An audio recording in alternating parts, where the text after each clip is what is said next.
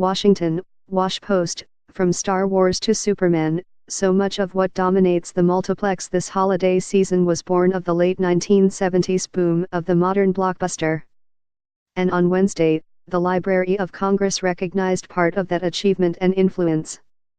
Librarian of Congress Carla Hayden has announced the 25 latest films to join the National Film Registry, including brilliant works featuring Kirk Douglas, Sidney Poitier, Cary Grant, Katharine Hepburn and Kevin Costner, and 2 titles from director Richard Donner, 1978's Superman and 1985's The Goonies.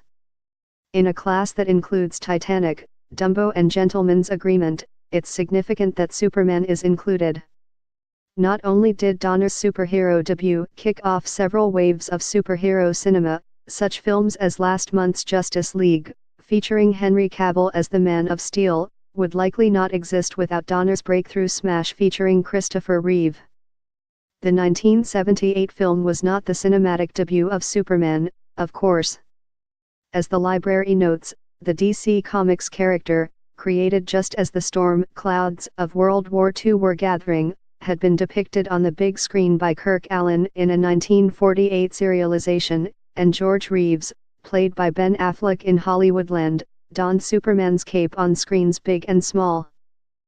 But Donner's sense of story and demand for great special effects, paired with Reeves' winning, sometimes screwball comedy charm, elevated the movie. Superman even became the rare superhero film to win an Oscar, for special achievement in visual effects. It was also nominated for sound, editing and John Williams' rousing score. The Superman sequels would bring diminishing aesthetic returns, but the DC Comics flag had been firmly planted in filmgoers' minds, till director Tim Burton's Batman visions could be realized a decade later. And even though Cavill and Brandon Routh have played the son of Krypton since, Reeve has not been eclipsed. Even for some writers of the Superman comics, I remember watching Superman over and over on VHS as a kid.